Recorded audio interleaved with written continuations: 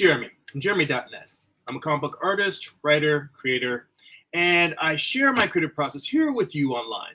If you'd like to support this channel, get additional bonus live streams twice a month, be able to read my comic books for free, see tons of behind the scenes, work in progress, blog posts, you can subscribe to my Patreon at patreon.com/GERIMI. It's patreon.com/Jeremy. If you'd like to get a free digital sketchbook, see behind the scenes animated work in progress gifts, you can go sign up for my newsletter at newsletter.jeremy.net. That will send you my monthly newsletter. And if you'd like to purchase physical copies of my comics, or if you read digitally on Kindle or Comixology, you can go to amazon.jeremy.net. That will forward you to my Amazon author page. You can pick up books like my first graphic novel. It's a self-contained book called Eye of the Gods. It's a psychological thriller about a man cursed with visions he cannot control. Or you can pick up my current project, Morning Star. Morning Star tells the story of Lucifer's fall from heaven as a Western. It's an 8-issue series. This volume has issues 1 through 4. And if you go to my main hub, jeremy.net, you can pick up the final issue of Morning Star, issue 8. So all of that at my hub. That's GERIMI, jeremy.net. All right, gang. Let's see here. Hey, Byron's in the chat. Byron's here. Amaris is here. Cassiel's here. How you guys doing? Thanks for showing up. Byron says, hope you're having a great day. You know what? The day just started. I slept in pretty late, so if I'm a little bit loopy, it's because I am just waking up. Sitting here, swigging my coffee, just coming out of dreamland. See, Amara says she's making pencil bags for Tracy or Ravel.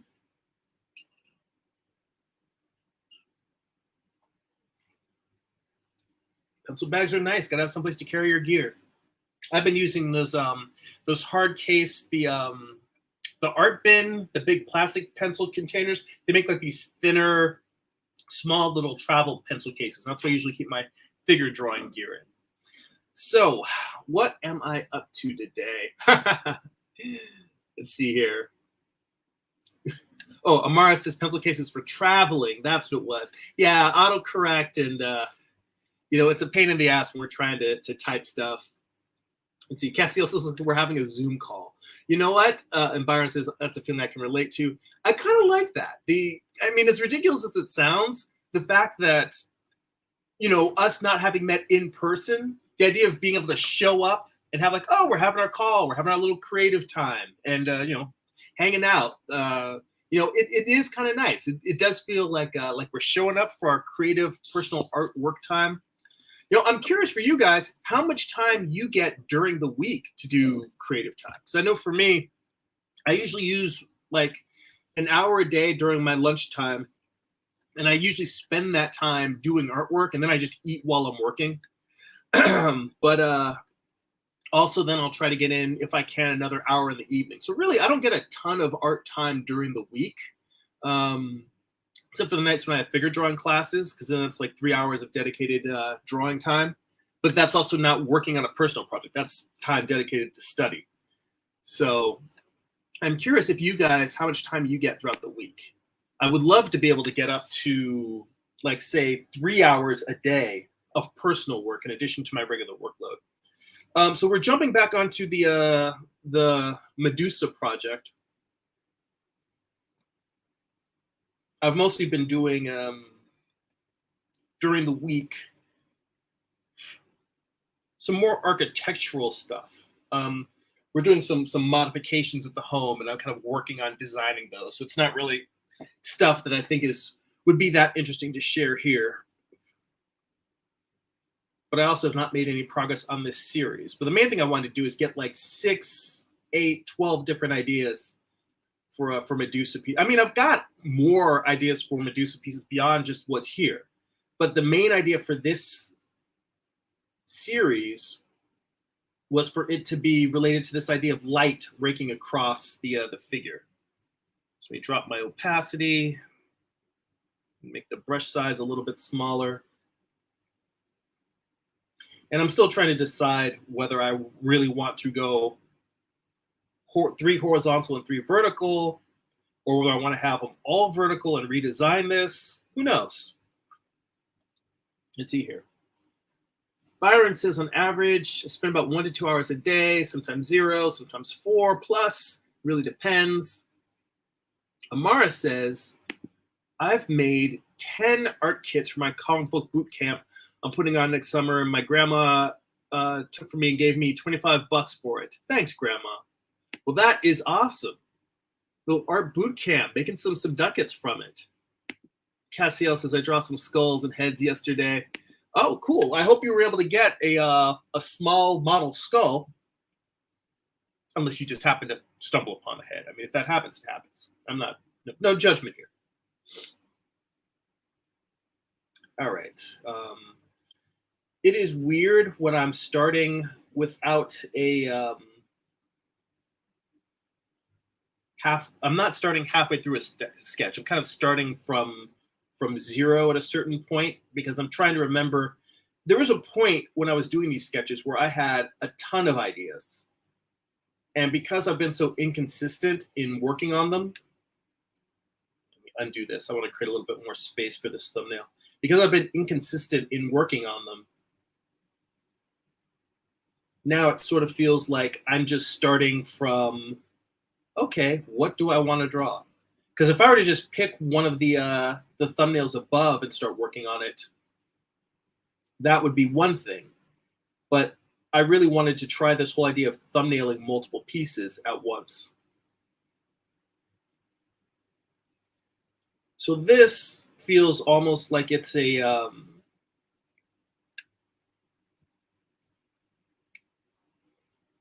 it's revisiting a piece I did a while back called Medusa Descending, where it just had a Gorgon kind of upside down with their serpents kind of dangling. Except with this, I'm going to come back to that tattoo idea that I was, the one that's just above this sketch. Because I really like that tattoo idea. Let me zoom in a little bit. And I'm going to try doing one where I've got her bent forward.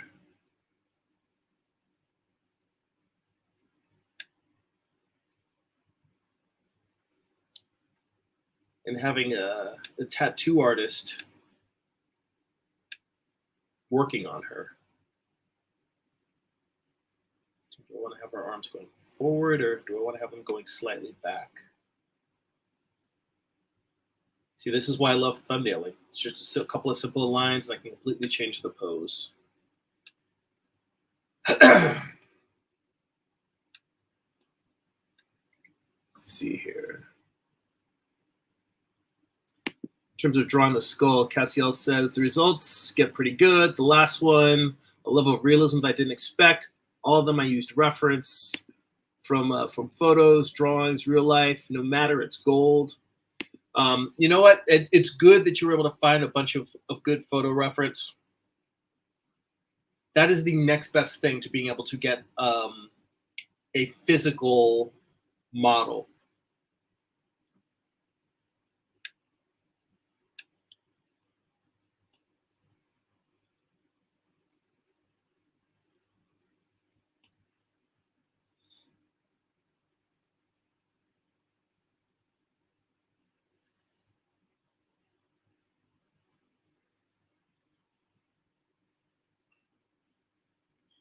Yeah, I'll tell you, the main thing is that I haven't even bothered to do it yet, because I have to see if I find a pose that I really want to execute. But I am going to have to actually go get some reference for a tattoo gun if I'm going to be drawing someone holding an actual tattoo gun. I just sort of made up a small device with a needle poking out of it. Draw her ears. So her head's going to be looking down. Really, we're kind of looking at the back of her head.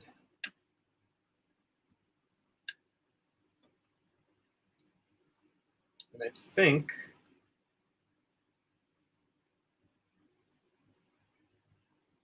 I have to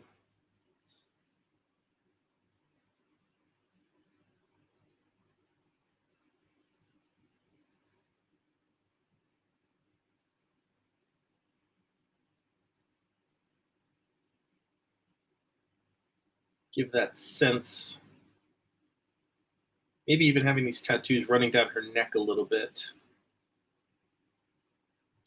That's an interesting idea. To maybe have the serpents intertwine like they're becoming a braid, but the braid is tattooed down her back. Whereas on her head, as we get closer, they're going to turn into serpents coming off.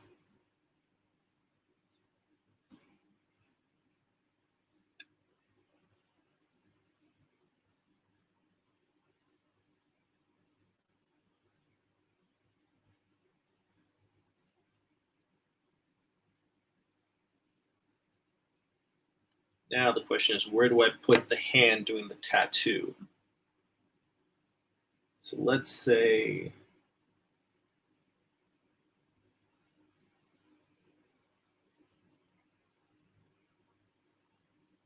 I've got the hand right here.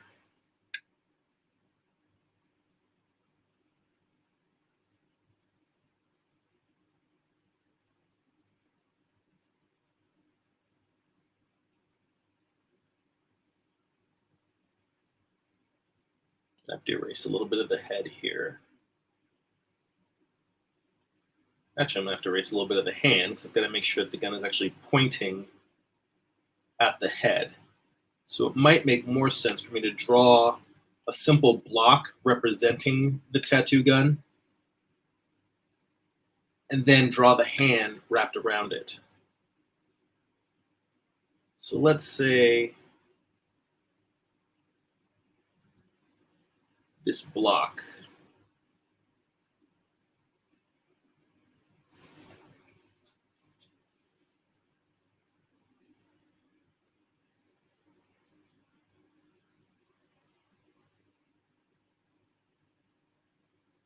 Simple like that.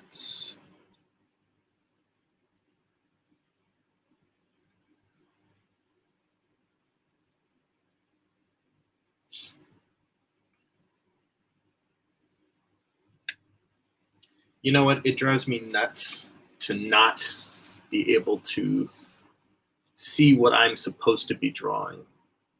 Let me look up a tattoo gun on my laptop real quick.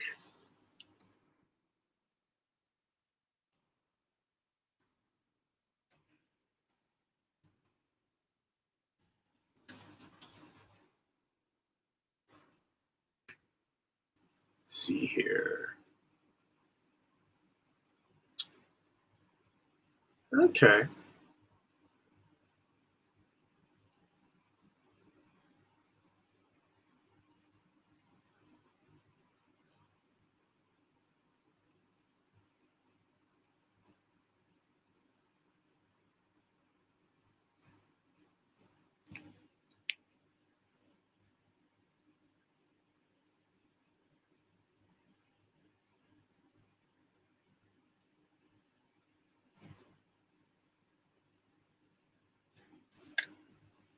Right. I think I'm gonna make a little diagram off to the side just so I have something to refer to. That's nice. There's actually a little image here. Why is that not drawing? Oh, the line's too small. It is drawing. It's just drawing really tiny.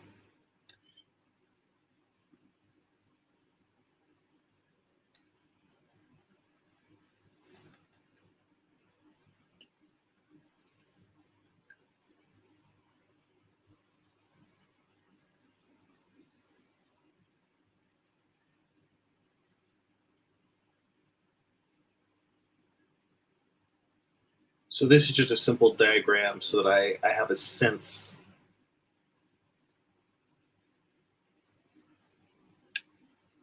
of what I'm going to be trying to communicate.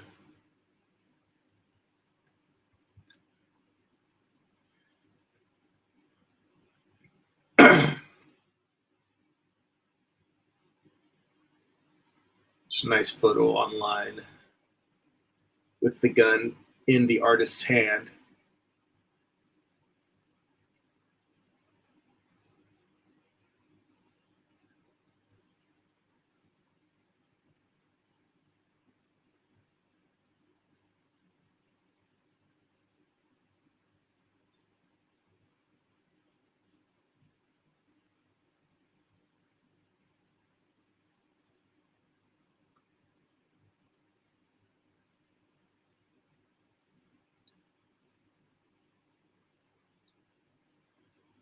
so I can get a sense of the size and where the gun fits.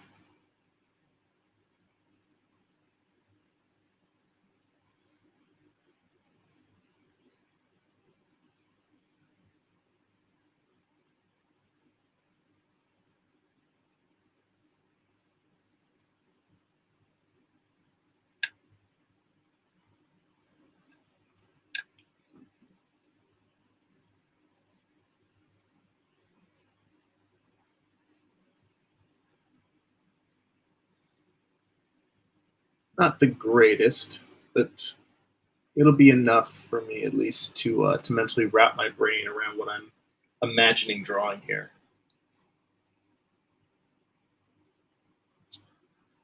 All right.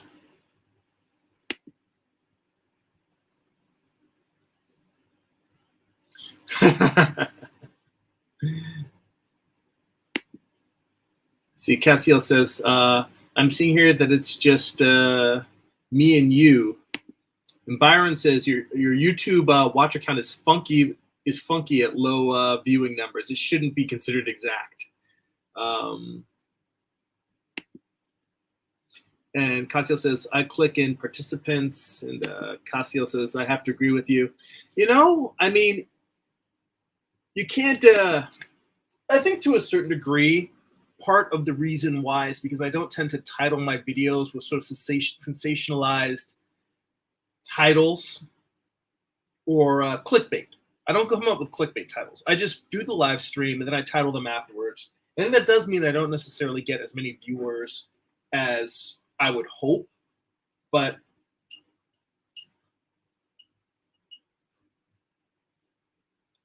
I feel like that's also kind of a factor of the choice to want to try and lead this as something that's sort of organic, where we just kind of talk and hang out and we figure out what the topic's going to be as we go. I think that, yeah, my channel could be bigger and I could have more subscribers and more live watchers if I were more tactical about the topics I did. And I was trying to, you know, maybe do stuff that was a little bit controversial, trying to get attention and eyeballs. And maybe I am dumb for not doing that kind of stuff. It's very possible that it is just a dumbass move that I'm not trying to do everything I can to get as many viewers every week.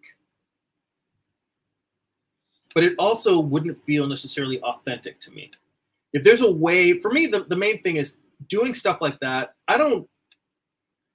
It's not that I look down on people who do work that drives a lot of traffic towards their channels.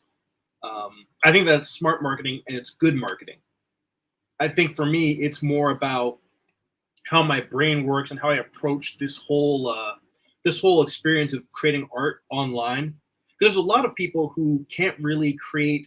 There's some artists who are the other end, where the act of creating art online is so uncomfortable that maybe they'll do time lapse, which I did for many years. I only did time lapses, but maybe they'll do a time lapse video and share their work that way. But they really don't like making work live in front of people. For me, in order to be comfortable doing this, drawing in front of people, making mistakes in front of people, just kind of doing my whole process, whether stuff comes out good or bad, in order to allow myself mentally to do that, it requires a different approach, which is not the marketing business sense approach. It's really just saying, all right, I'm hanging out with other creatives and I'm just doing what I'd be doing anyway. Let's see here. Yeah, Crystal's in the chat, says it's chill to drawing along with you. Well, cool. Thank you. I appreciate that. Thanks for hanging out. Yeah. It's just kind of a mental game that I kind of taught myself a long time ago, which is just to think about the mental. I guess we all have sort of a mental monologue, what we're thinking about when we're creating work online, our observations, how we think and feel about the work itself, ideas we have about the creative process. And what led me to start live streaming instead of continuing to do time lapses was that I found it harder and harder when I was doing the time lapse videos to remember exactly what I was thinking or feeling when I made a piece. And I found that it's much easier if I just let that inner monologue out while I'm making things. So I thought, let me just give that a try. And I tried it, and it was much easier than pre-planning a topic or trying to find a lesson in every video that I made. It was much more like just, I'm hanging out, I'm doing what I'm doing. I'll figure out how to name it later. So yeah, I mean, that's what I want out of this, is for it to feel like it's just a bunch of us hanging out. Hopefully everyone's able to do something creative that they're working on, so that it's not necessarily that I think what I'm drawing is so interesting that everyone's going to want to watch and see every mark I make and hear every bit of my process, but that, yeah, you guys are going to be working on, maybe you're doing some figure studies, maybe you've got a comic you're working on, maybe you're painting digitally or traditionally. And it's just, a bunch of artists hanging out. And sometimes that's all we want or need, is just having a friendly voice there to talk about the creative process or whatever stuff is on our minds while we're doing it. I mean, I do the same thing. I listen to a lot of art podcasts when I'm working, listen to other artists and just get a sense of what they're doing and what's going on with them. So if I'm able to provide that for other fellow creatives, then I feel grateful to be able to provide something that I would want as an artist. So yeah, it would be nice to have like 10,000 YouTube subscribers and be making enough money off of ad sales that I could spend full time doing YouTube. But I mean, even people that do that, they usually have other revenue streams. So it would be nice, but I don't know.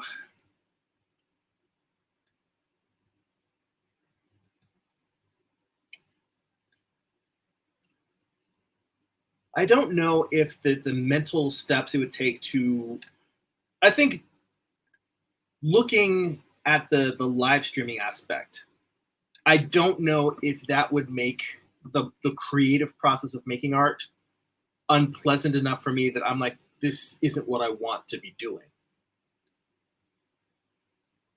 So that's the main thing. Is for me, it's about trying to find a balance between what I would be doing anyway and enjoying my creative process versus creating work that people are going to find interesting.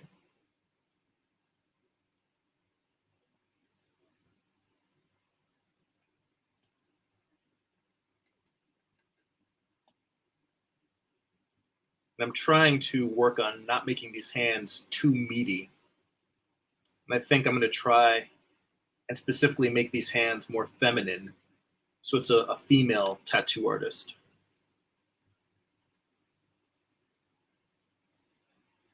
Just feels right if it's Medusa that she'd be having a woman tattoo her.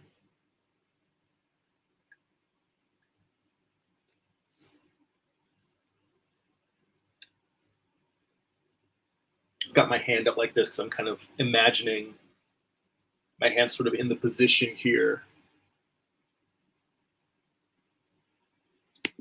Let's see. Byron says it's all about what you want to get out of this streaming and YouTube thing. Being a YouTuber is kind of its own beast than just being an artist that happens to be on YouTube. Exactly. I'm an artist who happens to be on YouTube.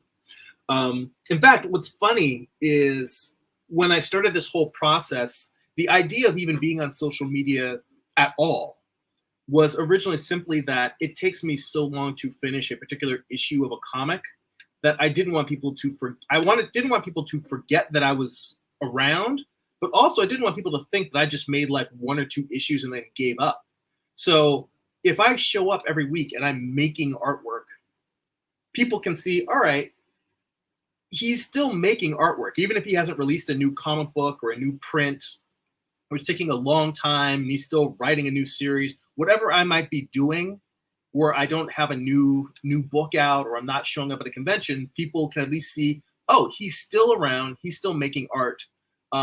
Whatever that comic was, that thing that I was interested in, it's still coming.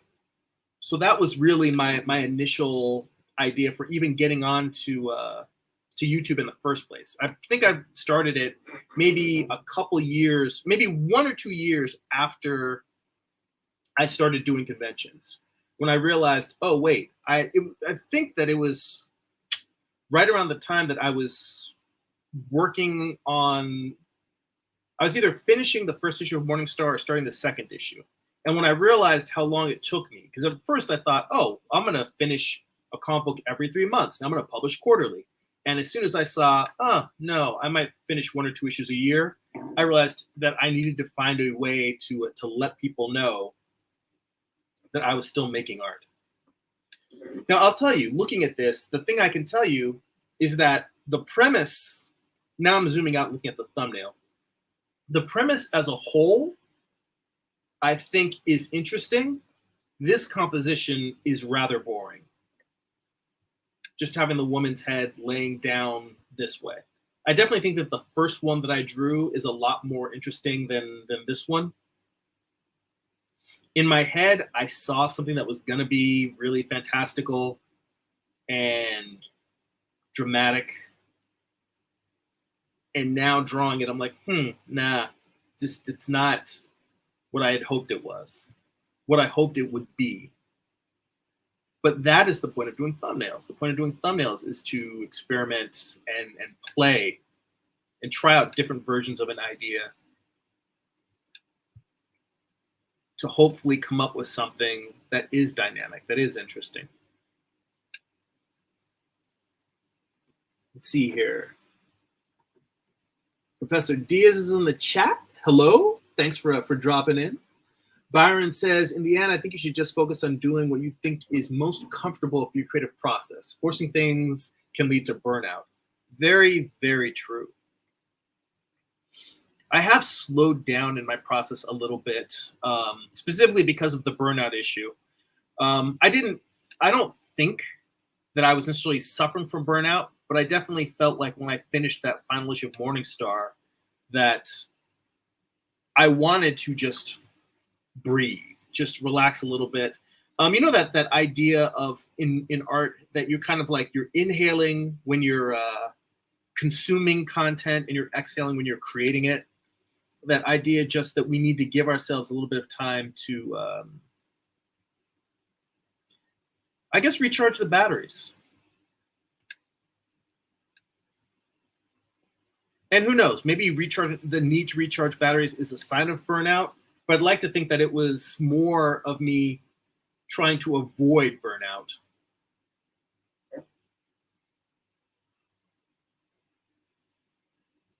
I wonder if I change these hands, have them coming more towards the viewer, it would make more sense to feel like one of the snakes is wrapping around the artist's hands.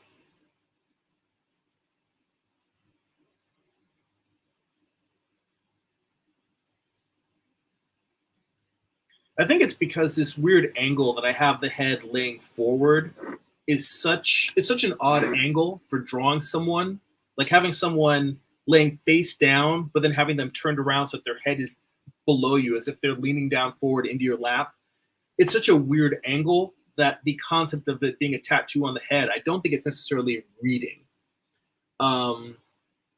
Let's see here.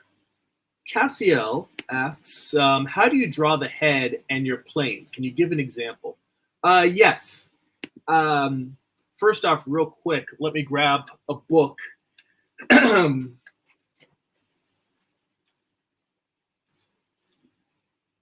So I've taken a class with the instructor Karl Gnass on heads, hands, and feet. And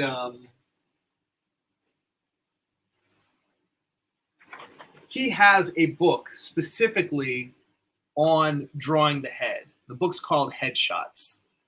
And you can get it on Amazon. You can get it at Stuart Ing. I think you can order directly from his website. I'm going to put a link to that in the chat so you can check out his book. I just have to write a note to remember to do that at the end of the video.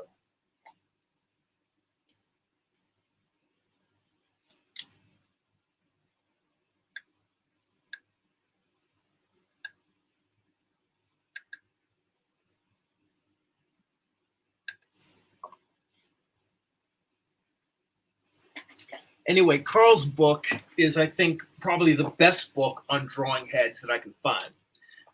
But the diagram that I'm going to draw, I kind of follow a little bit of also Andrew Loomis as well.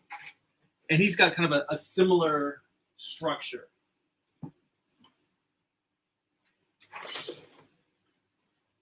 So usually I will start with, lower the opacity again. So I will start with a sphere. And then I will draw. So imagine if this is like, I have to make this a little bit closer so you can see because I'm drawing light. Imagine if you are drawing a globe, a see-through globe, and you were to draw the north and south pole of that globe, and then you were to draw the equator. Now for me, I tend to draw a line directly through the center very lightly, and then I draw the equator going around that so I can try and get the ellipse that makes the equator. Like I can try to keep it so that it's equidistant. Now let's say that this is a head that's not quite 3/4, but almost 3/4. So if the head is looking straight at you, then this would be the center line of the face. So if you move the head 3/4, it'd be, you know, halfway over.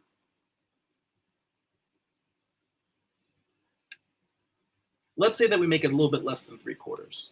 And the reason for that is just, well, actually, yeah, I'm gonna make it a little bit less than 3/4 just to give you an idea of where, how, and why I measure. By the way, I see Solid Snakes in the chat. Hello.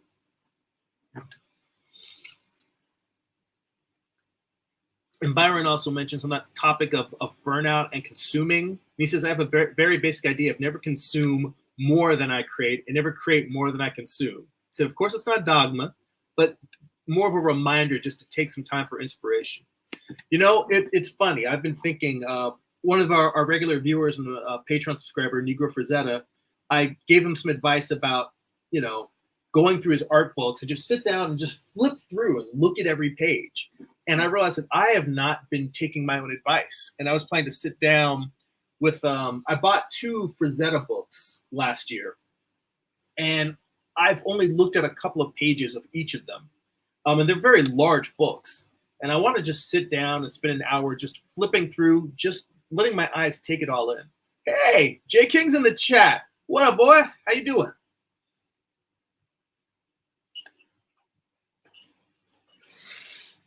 All right. Back to heads. So, oh, Castiel's talking about Bridgman heads. Well, I think that sometimes you can, it helps to look at all the different ways to construct a head.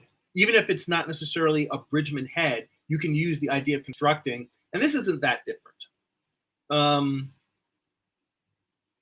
But let's say that I'm doing a head that's slightly off of 3/4. The idea of that is that I'm trying to find the center plane of the face. So let's say that the center of the face, instead of this middle being right here, let's just say it's over a little bit, right over here. The reason why it's important, the reason why I'm leaving these X's, let me make these a little bit darker. The reason why I'm leaving these X's here is because this helps me define the planes. Because if the middle line is here, then the facial plane is looking straight forward. If it's right here, it's a 3/4. So making it a little bit less, that means that the temple, the corner, the end of the front page, the front plane of the face is going to be off by the same amount. Meaning, if you were to say, all right, from here to here is the brow line, then here to here is going to be the front plane.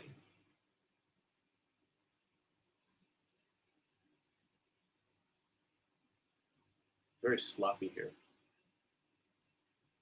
So let's say that now we've established the front plane of the face. You want to draw, basically establish where the chin is. And in terms of the distance, you kind of, if you were to break the heads down into thirds, there'd be a third above, that's the upper sphere. Then you'd have another third that is the from the brow to the nose, and then another third that's from the nose to the chin. So to be honest, I drew that a little bit too long. So now you've got a front plane for the face, and then you've got a side plane for the head. Now, another thing to keep in mind is that the same way that you divide the face in half in terms of a line going straight from in between the eyes to the chin. So you've divided the face in half, and you're going to put all of the face inside there. If you go to the side of the head, you also want to note that halfway across this equator, the ear, where the ear begins, that divides the side of the head in half. So it's not that the ear divides it in half, but right behind that line is where the ear goes. Now, this would be right here, equal distant from this to that side if it was a 3/4. But because we're doing a little bit off for a 3/4, I moved it over that little amount. You're going to move this all over a little amount.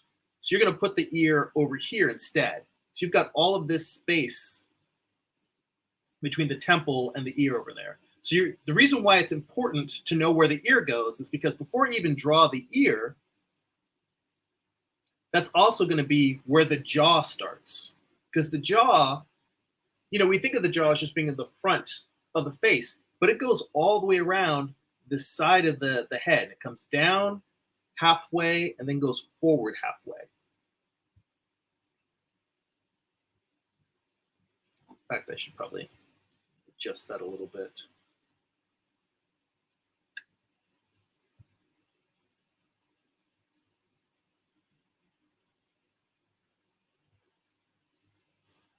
And I'm going to kind of put a little bit of the underside of this jaw here because I've kind of got the head looking up. We're going to put an ear in there. Well, actually, no, we don't need to put an ear in there. We're just drawing a skull, not the head per se. So halfway down the skull, or down the back of the skull, the head actually comes in. So let's say that we draw this now.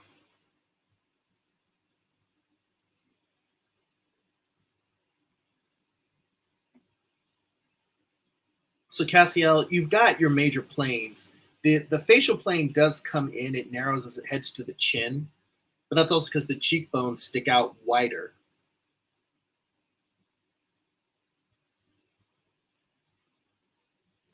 So I think the thing that you might find challenging is that what we think of as the front of the face, also the cheek sticks out almost kind of like a corner in the sense that the cheekbones are still part of the front of the face, but the cheekbones also, if I were to draw this in half, the eye sockets of the skull are above, and the cheekbones are below. So this area right here where the ear would go, the cheekbone basically comes out to the side farther, but it's turned a little bit away from the front of the plane. So it comes out and then heads towards the back of the skull, basically aiming towards that point where the ear would attach. And meanwhile, the jaw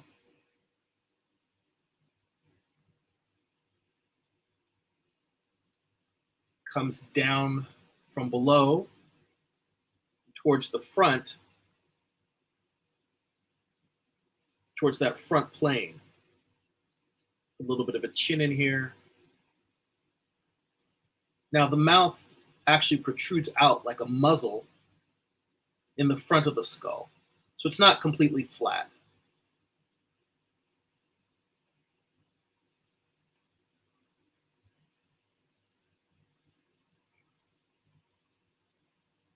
That muzzle, the actual mouth sits on top of that muzzle, so it goes around the nose. I'm drawing a skull here, so let me make these lines a little bit thinner and darker. It's starting to get messy here. Let's say that the nasal cavity, I'm going to put that right there. That nasal cavity goes up to in between the eyebrows. I mean, not in between the eyebrows, in between the beginning of the eye sockets.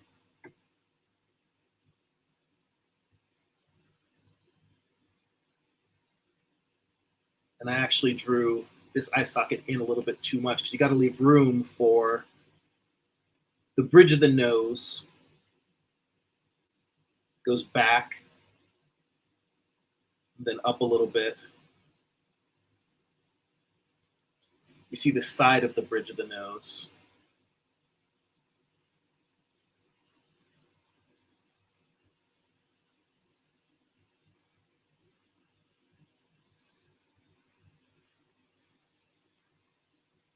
Let's see here.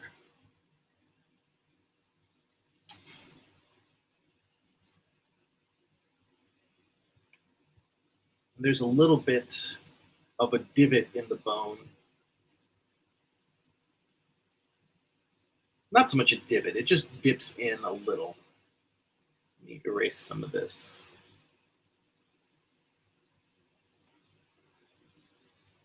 Take another shot at that. So Cassiel, does that give you a sense of the planes? And the last thing is that the forehead, if you want to go about, halfway up, you can round that out. This whole surface, once you get up here, it's slowly going backwards and going around that skull. You're not going to see the top of that point because the head is tilted. The way I drew it at an angle where it's tilted slightly backwards. So you're seeing a slight bit of underside on the bottom. And right here, you're seeing a little bit of the underside of the back of the skull. The main thing that you might want to try is, see, Cassiel says it looks like a Michael Hampton head. I would say take a look. Bridgman does have some diagrams on the head specifically. Do you actually own any Bridgman books? Because he has a whole section on the head in his, he has a whole book that's called, I can't remember what it's called, but he has a whole book on drawing the head, and then it recreates a lot of that section in his complete guide to figure drawing. Then you've got the bones of the brow.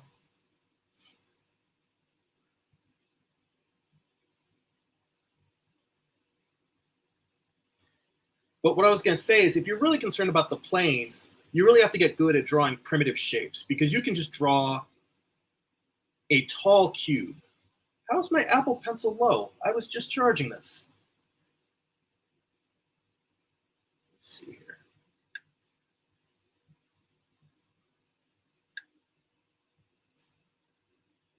You can just draw a simple rectangle and then draw a sphere on the front, a sphere on the side,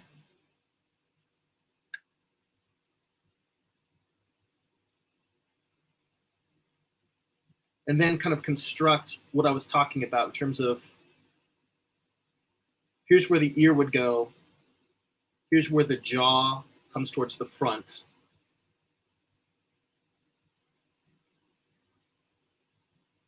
You've got your jaw here, mouth in the middle, nasal cavity,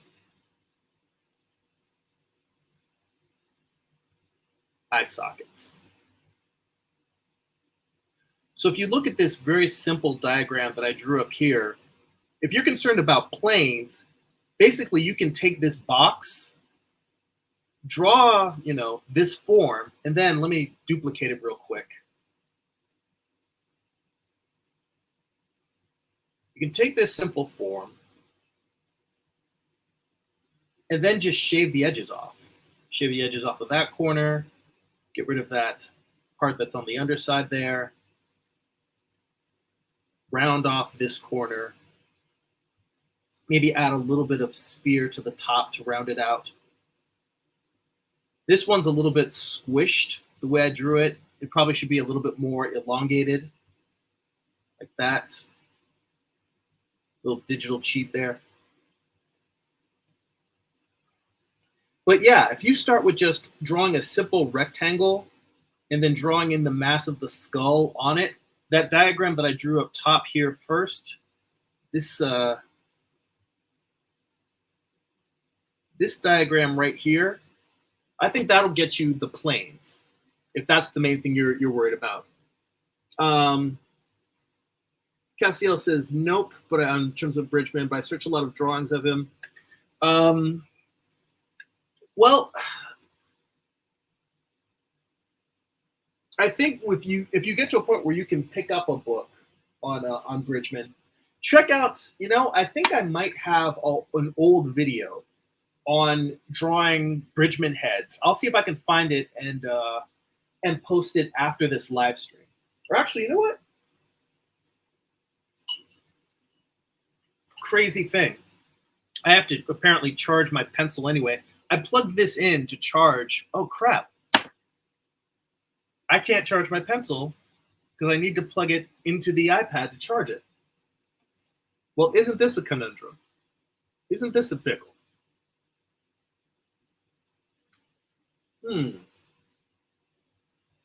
I would have to unplug my iPad, and unplugging my iPad means that I can't stream from it anymore. Wow, isn't that a puzzle? All right. Well, I think the other thing that I can do is I got a camera here. We can go old school for the end. Let's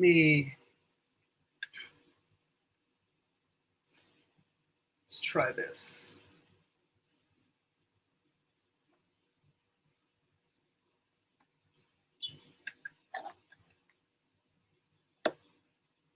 I have this camera arm.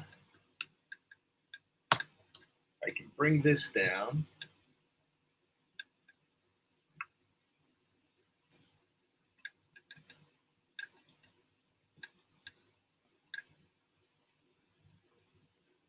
Let's take the iPad off.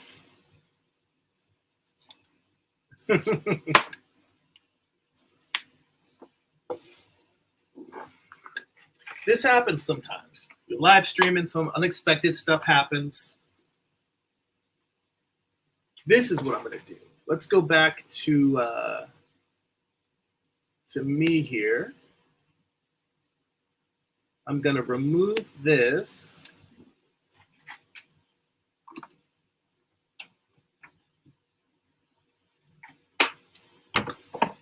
And what I'm going to do is change my setup here. You guys are going to get a bonus, a little bit of art book study group. So usually I only do this as a Patreon exclusive, where we go through and we study from art books. But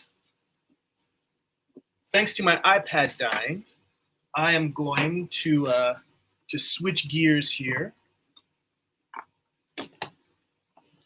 and I am going to plug in my camera. Let's go here and switch. There we go. All right.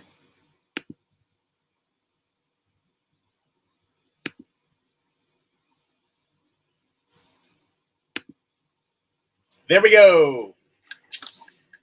Got my book here, Bridgman's Guide to Drawing from Life. So we've gone through this book in terms of basic figures we haven't finished this book because we switched to Art reads the Walt reads the figure. But let me go to Bridgman's head section. Let's see here. The head is page 53.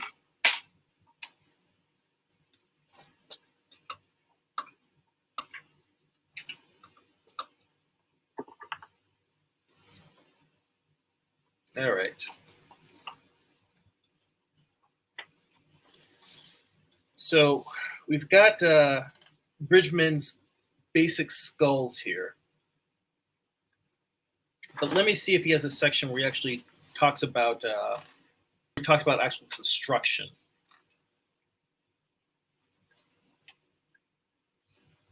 Yeah, here we go. The head in perspective. I think that this is probably closer to what you're looking for. Like these diagrams, we've got like simple boxes and cubes here, and showing you how to draw it from different angles. This is more of what I'm talking about. And he gives you a good couple of pages of diagrams. This is the reason why I think it's actually important and worthwhile to get. If you're going to get one Bridgman book, it's this one, Bridgman's Complete Guide to Drawing from Life. But yeah, he actually has individual books that go in depth into each topic. But this thing is probably the easiest collection of his work. So let's see here.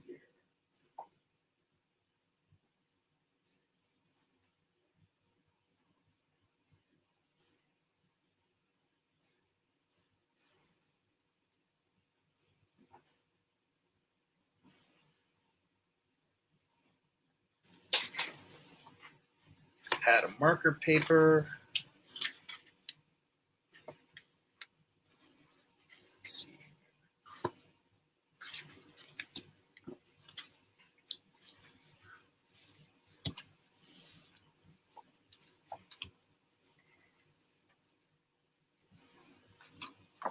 All right. Find a brush pen. Let's see if this has some ink in it. I can't remember if I filled this up or not. All right, this thing seems to be working. So, you know, let's just move the Bridgman book aside there. So back to that idea that I was talking about, I'm just going to draw a couple of examples with the rectangle and see if this gets to more of what I'm talking about in terms of the basic premise of blocking it in. Let's see here.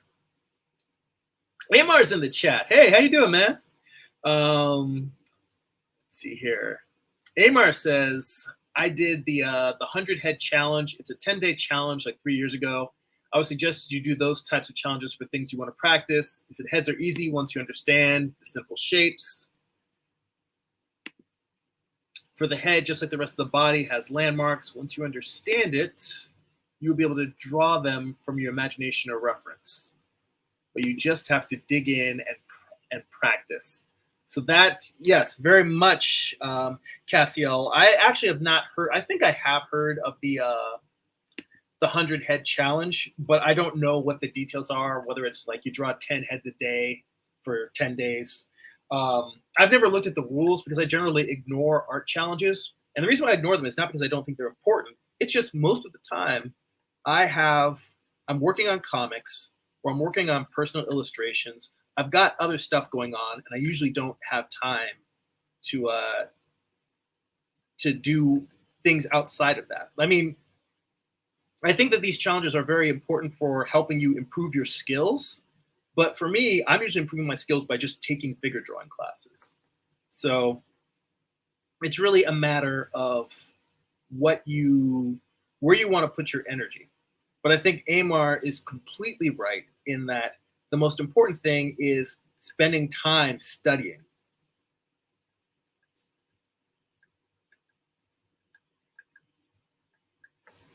So I'm just gonna do a series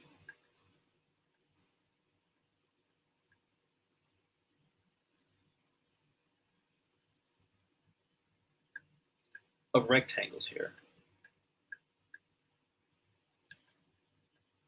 And you could just fill a whole sheet with these kinds of rectangles. Like just fill an entire sheet of paper with rectangles like this, and then the exercise is drawing heads into them.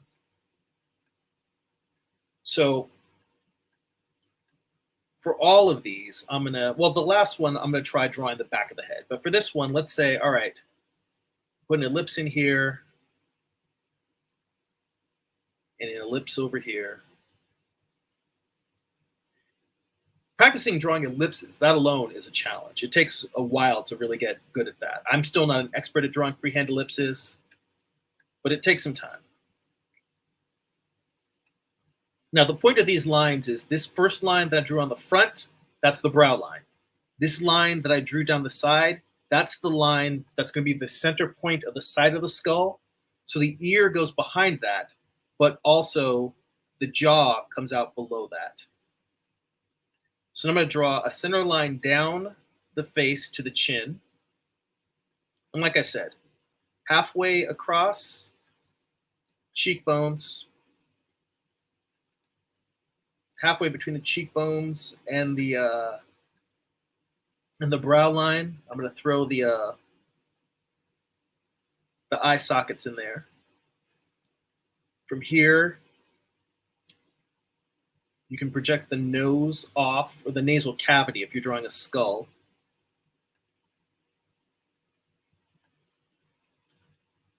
Let me see if I can get this camera even a little bit closer, because these aren't particularly large drawings.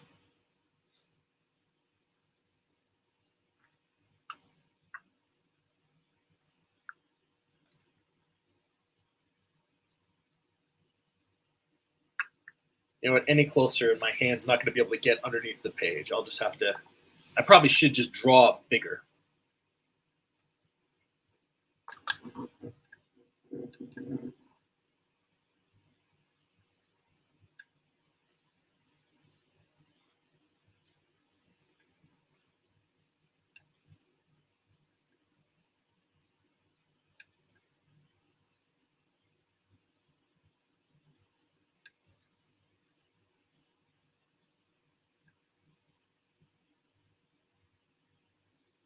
If you really want to make it a skull, you just put a little skeleton-y teeth in there.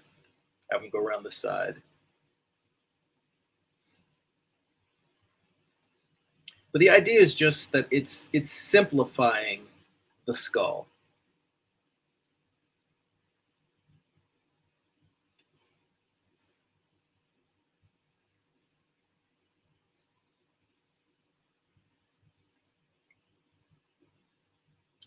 Let's do another one over here, this angle. So this mass, the ellipse that I'm drawing, that's the main mass of the skull. You want that to take up 2/3. And that lower third is just going to be the part of the jaw that sticks out underneath.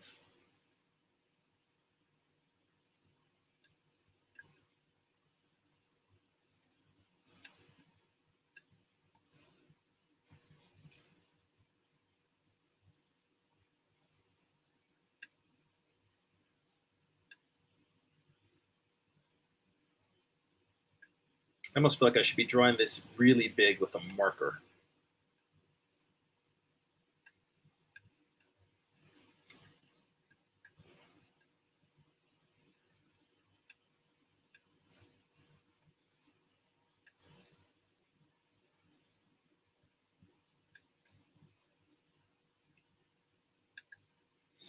In fact, that's almost, I think, you draw this, the side of the jaw coming down and have it coming forward. You can almost go, all right, if the temple is over there, you know that the point of the chin is going to come in a little bit.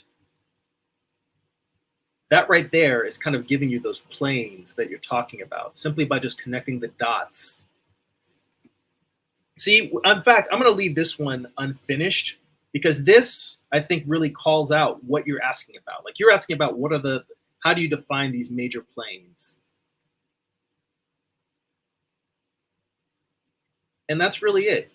Every surface, and the point of drawing it into a cube is that you want to, the way to simplify a form is to give it a front and a side and a top or bottom. You're not going to see the top and bottom at the same time. Because there's my wooden blocks here. Like this little guy here, you know, you're going to see a front and a side. And because the camera is giving kind of a warm eye view, you're not really seeing either. But if I put this a distance away, if you see the top, you're not going to see the bottom. If you see the bottom, you're not going to see the top. So this idea of just having a little cube for you to work from.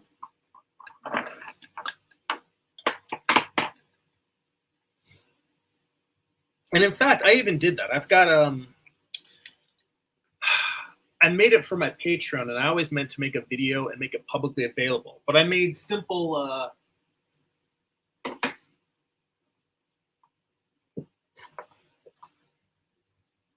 I made a template online that you can print out of just a cube with a grid on it to kind of help you keep things in perspective.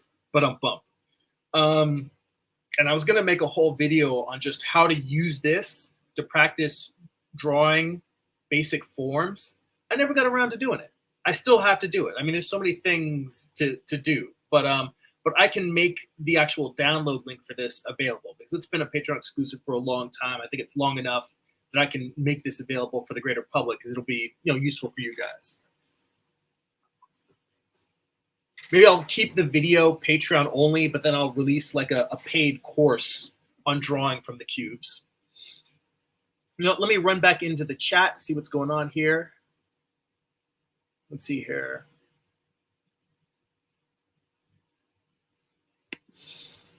Amar said in terms of the 100 head challenge, yeah, you do 10 heads a day. Cassiel says, but no matter if you do 50 or 100, draw as many heads to get the result you want. Well, I believe that, but the downside is sometimes people will draw and they're just doing the numbers, just trying to get through as many as possible and not trying to improve as they do it. And that's the important thing is, are you actually learning something from each head that you draw? If you just draw the same head over and over and each one is equally bad, you're not really helping yourself. So what you want to do is as you do these studies, you're looking for places where you're realizing the things that you don't understand, the things that you're not good at, the places where you misunderstood what the figure is like. You look for places where you can improve your understanding of the human form.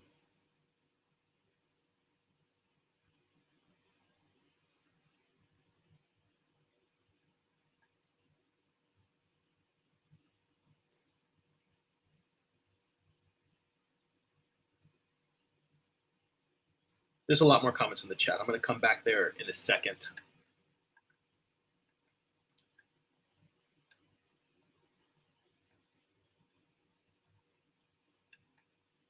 This one doesn't even feel like a skull. This one just feels like I'm just drawing a head.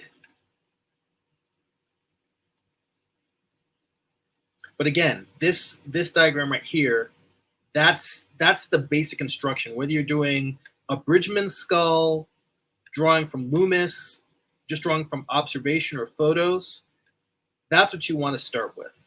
I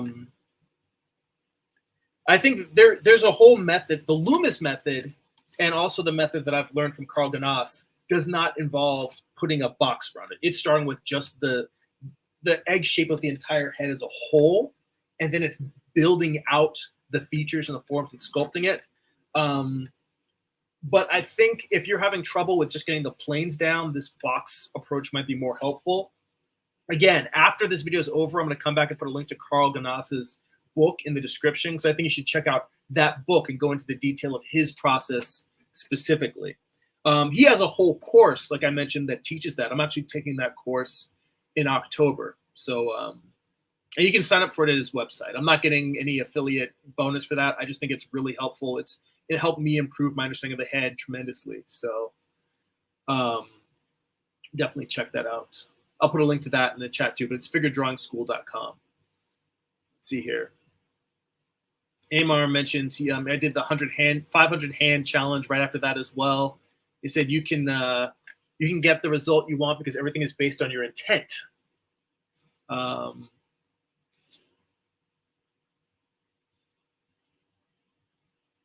Amar says, I don't get your statement. Everything you draw has a level of intent. I guess.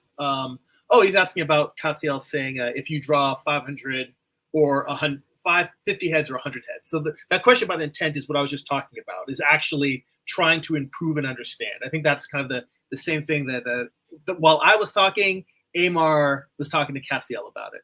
So let me scroll through here. Let's see here.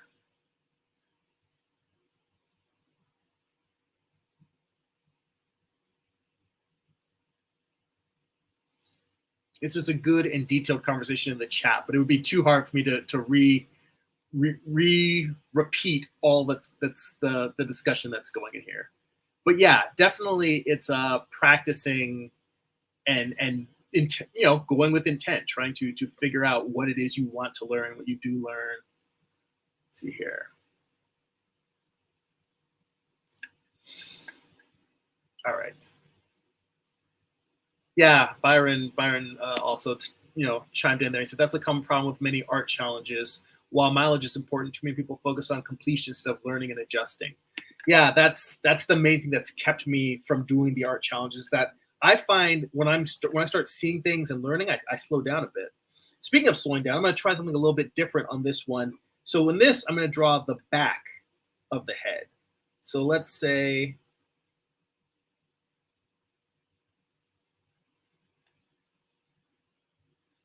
that we're looking at the back of someone's skull.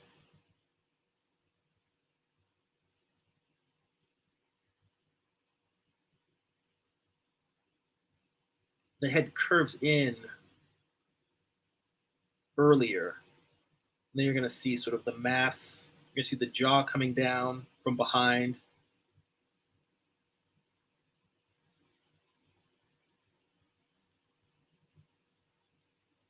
Then underneath there in shadow is going to be the back of the jaw. Not just the back of the jaw, but the back of the, I guess what would you call it?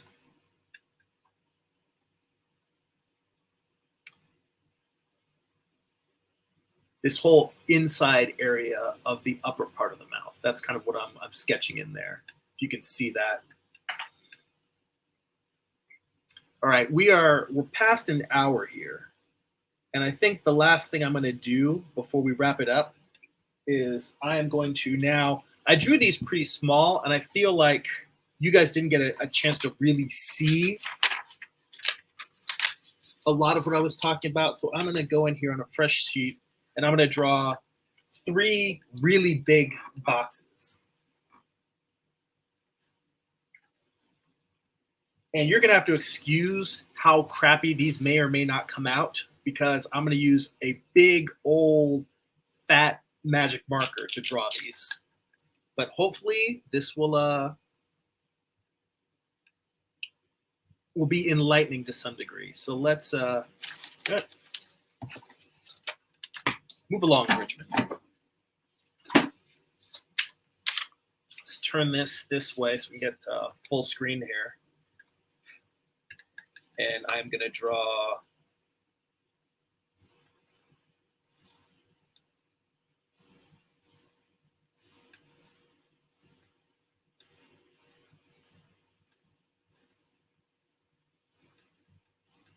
one,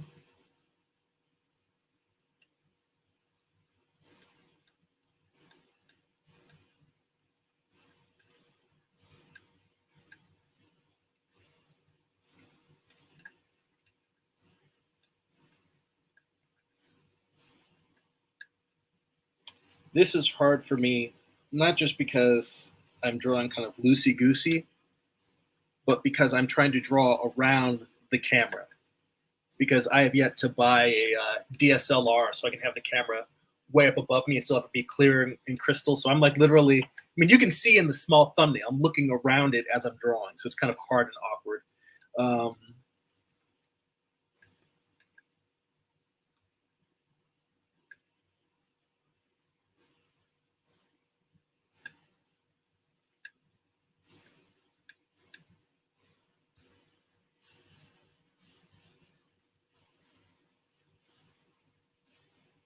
All right, that one's going off of the page a little bit. That happens. All right, so I've got 3 particularly large boxes here. So I'm going to start just like I did before, putting in an ellipse on this side.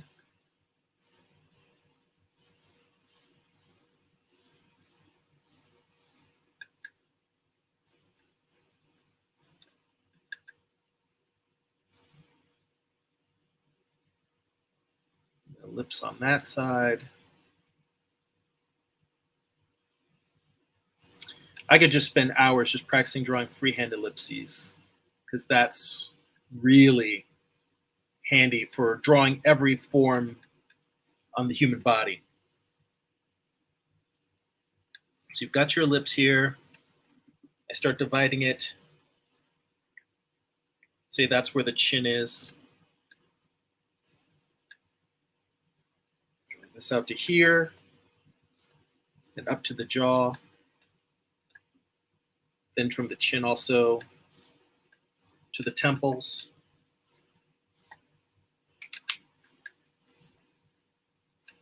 Center this a little bit more. Halfway, bottom of the cheekbone, the base of the nose. Halfway up, again, top of the cheekbone.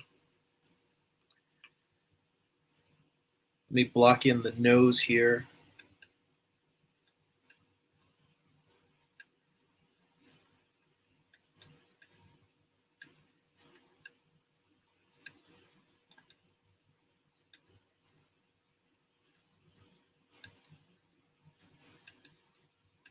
Put in the eye sockets.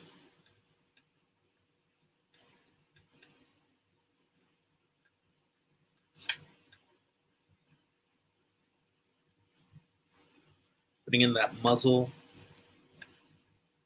Nose is going to be on that rise.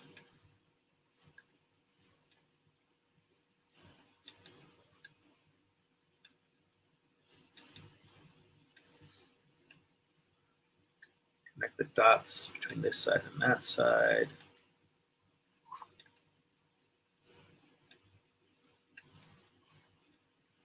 The cheekbone come out to the side.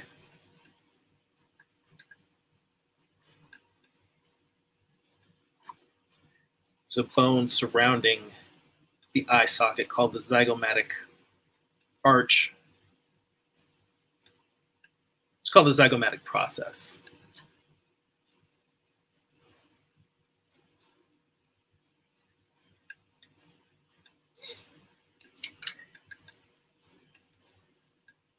A little bit of underside.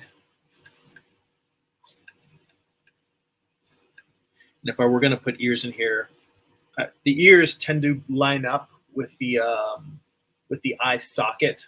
So if you look upward, the ears are going to tip back. If you look down, the ears are going to tilt up. But if you were to draw a line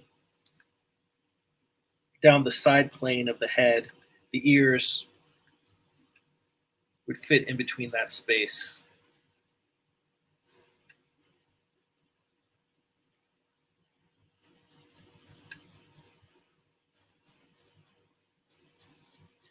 So I don't know if that's useful, seeing me draw it bigger like this.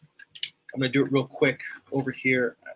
And God damn, this rectangle is super wonky because I'm drawing around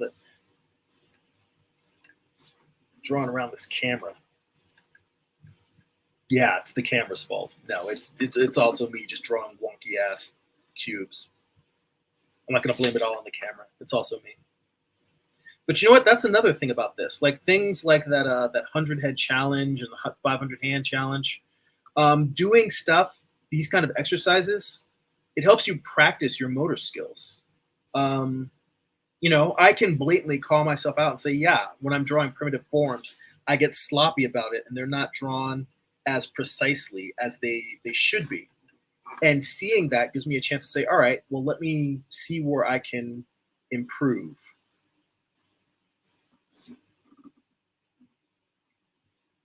Because that's the main thing you're looking for. You're always looking for improvement.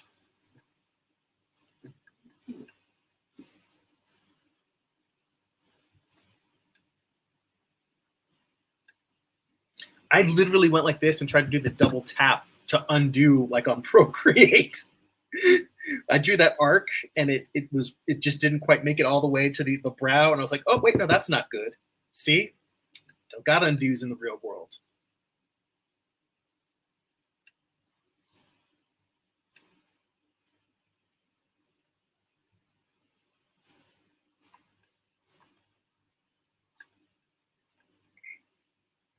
Just gonna fill that in just so that you get a sense of the plane right there, because I think that this actually gives you a good sense of that construction of the jaw.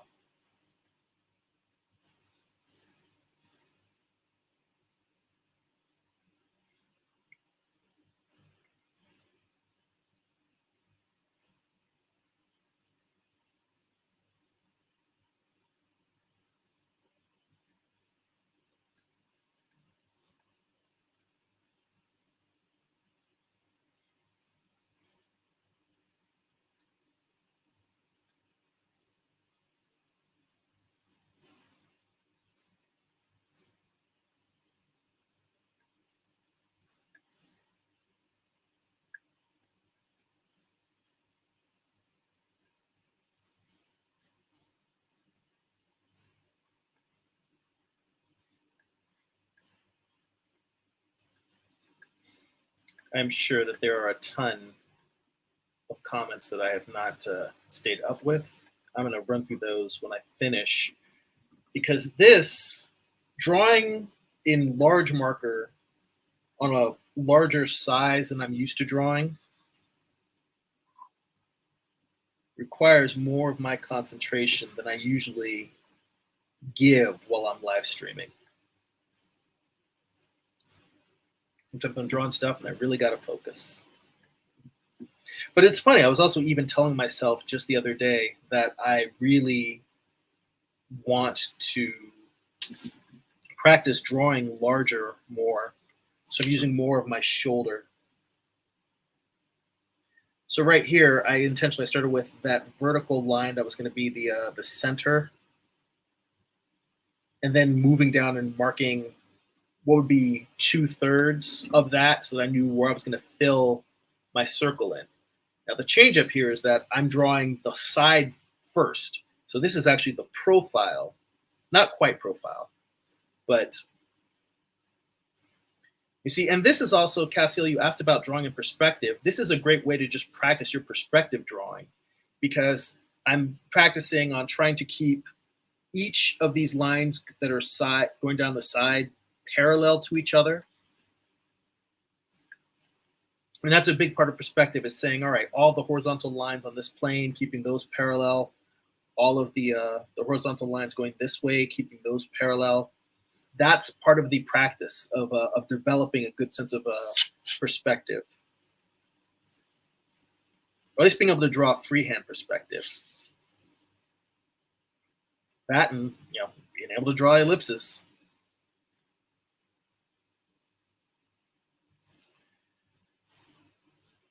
So let's say this is the side plane. We put the ear back here.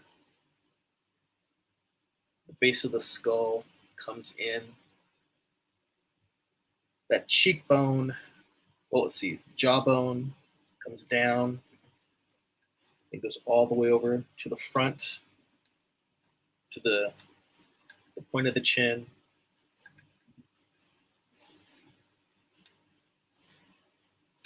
So Cassiel, does this whole concept of the box with the ellipses on the front and side plane, does that help give you a sense of how to construct a head? Because now what you can do is you can take any photo reference that you're looking at and try drawing this concept onto the photo reference. Not physically on the paper, but I'm saying trying to look at a photo reference and then draw a box at the position, at the angle of your reference, and then build the ellipses around it, to build all of the elements that make up a primitive skull, to put those things in the same perspective as the reference you're drawing from.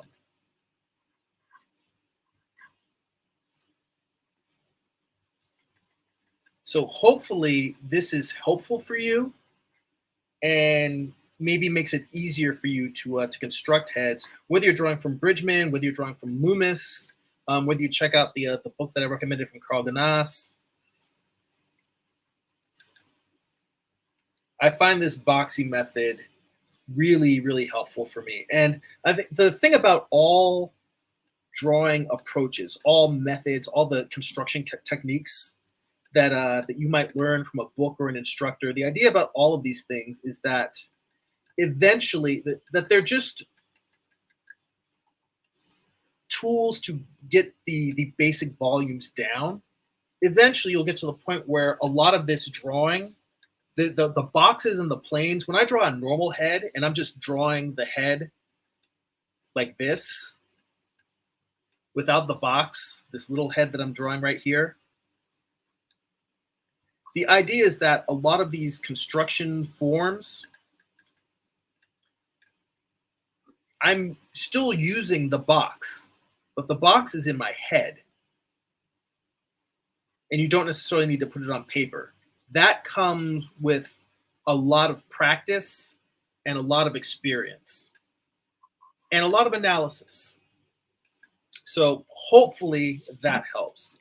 So we're going to run through the chat here, and then we're going to call it a day because we're at 1:20. I will tell you, we've been running long the past few weeks a lot, but it's because you guys have a lot of fun conversation. You ask great questions, and we have good stuff to talk about.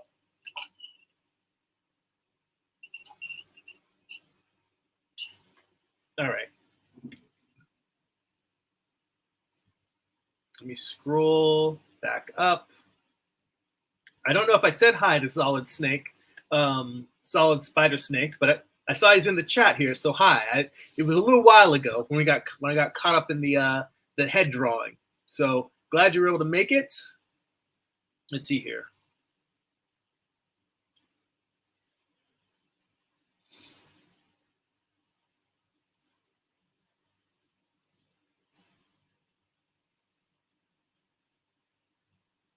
And talking about art challenges, Amar says, I did see it more to see if I could do the challenge while working full time within the time range. I was already comfortable with drawing heads and hands. I don't proclaim to have mastered all 360 degrees of the body, but I feel I have the intent to draw any angle based on my understanding of the human body. That's a good place to be. You know, mastery takes, I mean, I'm still working on it. It takes ages. But I think being able to just do the general work from different angles, I think that alone makes a big difference. He says another exercise for your characters to draw out your character sheets, your characters in various poses and positions with weapons and accessories they have. The more you do that, the more you learn about your characters, the more you start telling stories with them. And he says, back to the head construction, you can draw a square, so then you can draw a circle. Very true. I mean, to be honest, this whole drawing with the rectangle and putting the ellipse in there, it is just a matter of, I could, instead of drawing the rectangle, I could just draw the square and then continue down an extra third and add that onto it. It's the same difference. It's a little more challenging for me mentally when I'm ballparking as opposed to drawing the square. But I think that I just choose to do that because I feel like I'm trying to improve my sense of drawing ellipses is the real thing. By not just using the square. The square is like, it's another construction line to help me keep the guide rails off. So I took one of the guide rails off and it makes it slightly more challenging, but it's only challenging when I'm not paying attention and I'm being sloppy. So you caught me being a little sloppy. Let's see here. Yeah, Byron says the geometry of life or something. Yeah, Amar says we all live on the grid even when we try to live off it. And let's see here. Cassiel says, I didn't know I didn't think about ellipses. That's genius. It's not genius. It's just shit that other artists figured out a long time before all of us, and we're just following in their footsteps. That's the main thing. I mean, the answers to all of the questions we are thinking about for drawing, the old masters have figured all this out. It's just a matter of going and looking at them. The people that seem genius are the people, the teachers that are out there now saying, hey, look at the old masters, study them. They have all the answers. They've figured it out. See, Byron said time to break out the whiteout. I mean, that was the big challenge for me, was drawing these with a big fatty magic marker and just going direct. I probably would have drawn slower, more carefully if I were trying to make a nice finished illustration with a magic marker. Let's see, Amar says, find your center. From there, your square will appear. Inside that circle will also appear. Yeah, that's another very good, straightforward method. Let's see, Jay King's got to go back to work. Enjoy, brother. Thank you, people. Thank you for popping in, hanging out. Amar says, take the red pill and you'll see everything the way you need to. I did even before I knew about the term, and it really helps. Matrix reference. Yeah, Amar says, you have to pick and choose your likes with Sharpies and markers like that. Let's see. Amar says the Brio camera is another webcam you can get. You know, I actually have a Brio 4K, and the problem is that it really, when you're drawing close like this, it gives a super fisheye kind of distortion. And the other problem is the autofocus. The camera I'm using here, they don't even actually make this camera anymore. It's kind of an off-brand. But notice that, look, I'm moving my hand close, moving my hand away. The depth of field is remaining about the same. The Brio gives great crystal clear imagery if you're just looking at a person or if you're looking at something stationary. But I found when I'm figure drawing with the Brio, just the act of moving my hand across the page makes it blur out and then zoom in. And sometimes it'll blur out and stay blurry. So I downloaded the drivers that come with it, the extra app software to control the Brio, and that did not improve the autofocus problem. I tried to get to stop autofocusing altogether, just focus on a specific point. It's still blurred.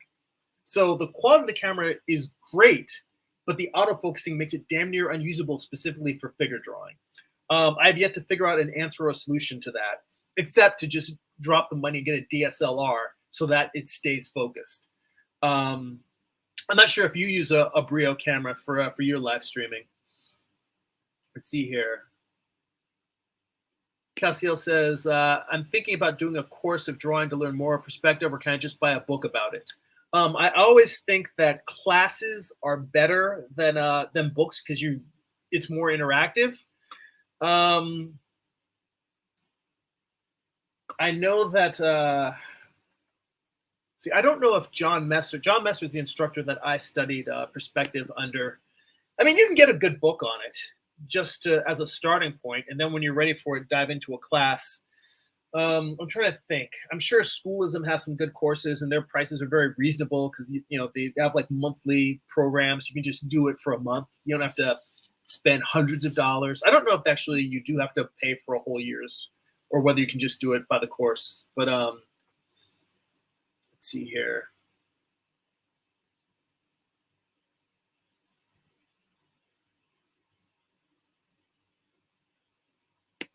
Yeah, Amar says books are helpful, but it will, in most cases, just be text speak if you're not applying it directly while you're learning it, because everyone says the same thing in a different way. That's the interesting thing. I've started learning after amassing a ton of art books that at a certain point, it's just different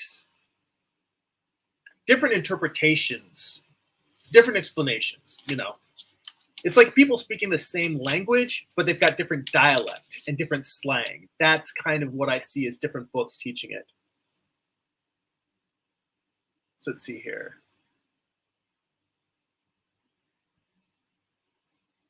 What else is this? Let's see, Cassiel says, but how do you draw a head that doesn't look like the same head? How did they do that?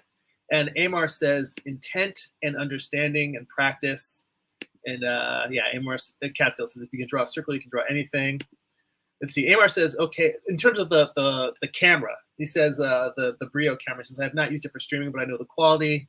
He says, I think it'll be good for your, whoops, don't want that. It'll be good for your face shots, your podcasts. But I got video equipment with the intent to do video. I had a DSLR a couple of times. I may get one as soon as I figure out my path as a content creator. Cassiel says I learned a lot of my Bridgman from Jeremy. Well, you know what? I'm happy to help. I will answer that last question, and then really we're done. The question that Cassiel asked, how do you draw the head, but that doesn't look like the same head? How do they do that? Okay. Where did I put that fat marker? So let's say I'll draw as lightly as I can with a marker. So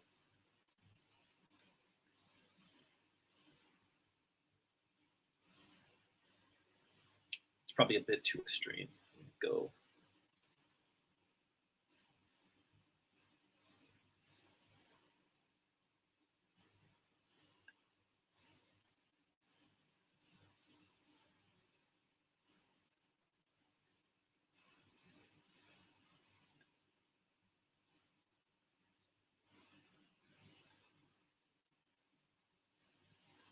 So horrible ellipse.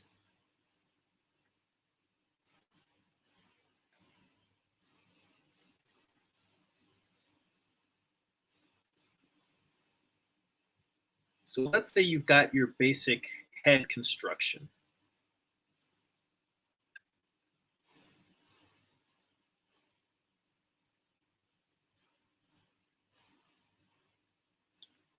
This ellipse should not be that low.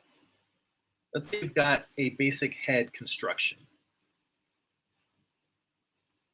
You've got, I'm not even going to really draw the features in. I'm just going to draw the lines where the eye sockets are. Now, with this head construction, just this, the simple box, the basic jaw, the volume of the skull. With this, once you have this, you can start deciding how you want to be the person, how you want the person to look different. So at this point, you can't just, I mean, you can study photographs, but you either have to observe what the references that you're drawing from, or you have to decide what features do I want to have different. You might decide that this person is of Greek descent, and instead of having that the bridge of the nose go in, you might have the nose start directly from here. So they have, the bridge is farther out.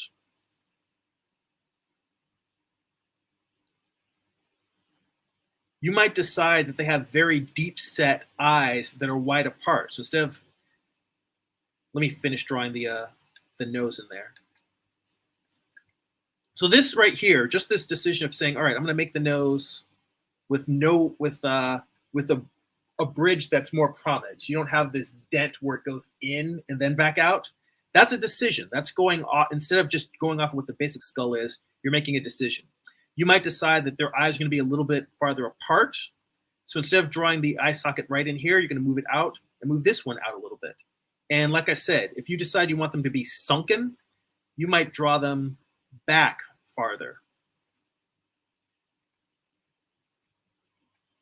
And you might decide that they have very arched brow line of the bone, not just that their eyebrows are arched, but that the actual bone is arcing up, as opposed to just sort of coming across with just sort of a slight bow. You might have it so that even their bow structure almost makes them look like they're looking surprised. You might decide that they have a pointier chin. So you might have that chin come down a little bit more. This is, my point here is that once you have your basic structure, the way that you make it not look like all the heads look the same is you just decide, how do I want the features to change? So you're saying you want to know how to make them different, and you have to decide what it is that you want to make different. If you want, you have to decide, are their lips going to be very, very thin or very, very thick? Are they going to have deep set eyes, or are they going to have eyes that are kind of bugging out a little bit? I may decide, okay, this person is going to have broad but thin lips. So normally the mouth will end kind of in the center of the eye, but their eyes are wider apart. So I may have this go out pretty far, and then I'll give them a really thin upper lip, and I'm also going to give them a really thin lower lip. You're going to see more of the lower lip because you're looking down on it. But broad, thin lips. And you might decide, you know what? Instead of having really big ears, I'm going to have them have kind of smallish ears. You might pull their ears in. Because normally this line up here that I made, remember I mentioned earlier, the cheekbones, that if you follow the brow line and the base of the nose back, that's where the ears should line up. You might decide, all right, I'm going to give them smaller ears. Maybe not tiny ears, but just smaller. And maybe their cheekbone flares out pretty far. Like they've got, if the eyes are broader, if the eyes are farther out, it almost kind of makes sense that you would also have the cheekbones protrude out farther. So it's about making decisions. That's how you make the head not look the same as every other head. You can't just copy a head and expect it to be different. You have to decide what you want.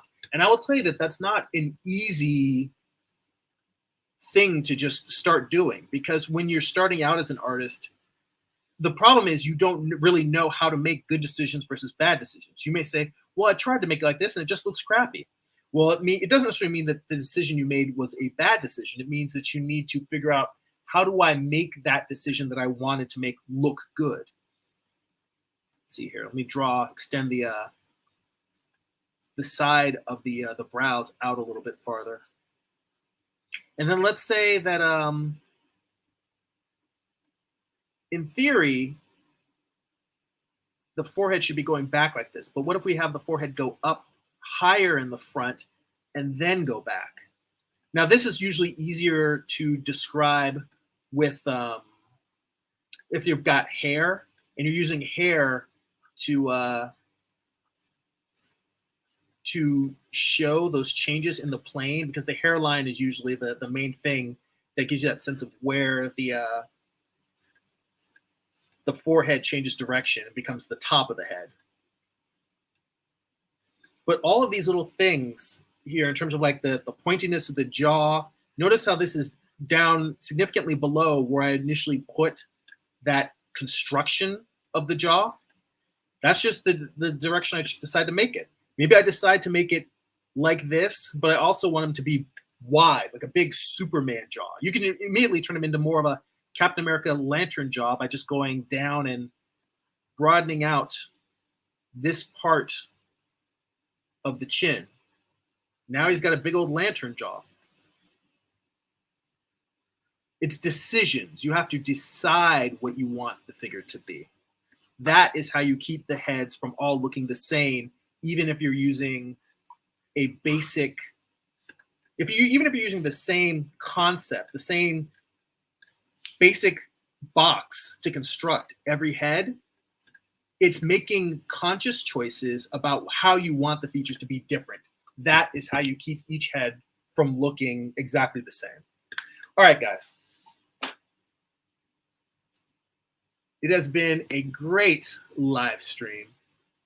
Thank you, everyone, for hanging out, hanging in here. AMR also pops in a really good point.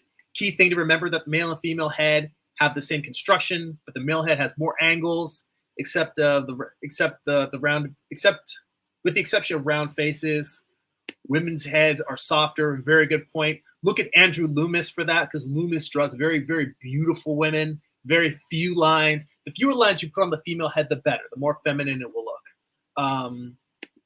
Angles with contour lines. Construction. Cassiel says construction is the key to draw anything. Yes, the more you do that, the more you learn basic construction. As you get better at it, you don't have to draw all the construction lines, or you can draw them very, very lightly so that they're almost like I said, guardrails. They're just there so you can make sure that when you put in your your specific line, in terms of your contour, the muscle you're trying to draw, or the arm or the form, that they just help you measure to get it to the right place. But yes, construction is the key.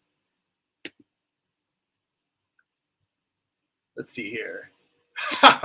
Amar says Clint Eastwood lips. We think you're lucky. Well, do ya, punk? Amar clowning. He says we add those Betty Davis eyes.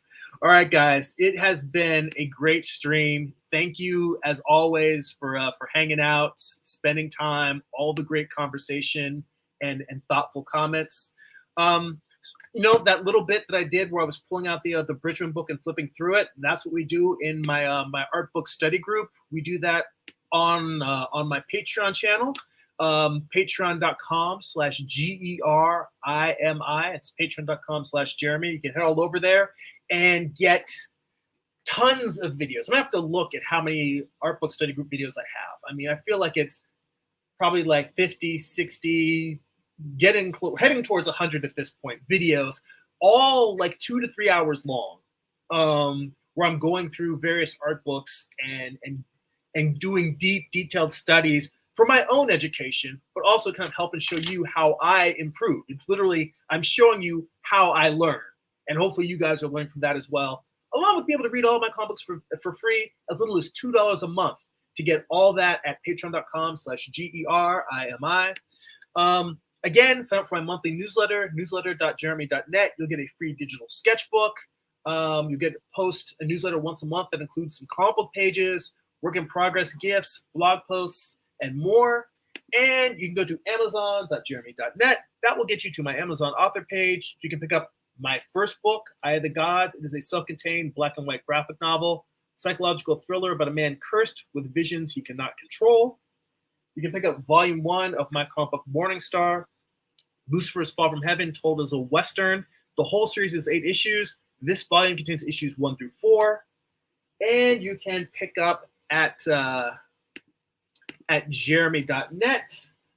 You can pick up the final issue of Morningstar, issue 8, the final series, giant size issue. It is 40 pages instead of the normal 24 pages. So a giant-sized conclusion to this series. All right, guys, thank you so much. I will put links to those books I mentioned in the chat.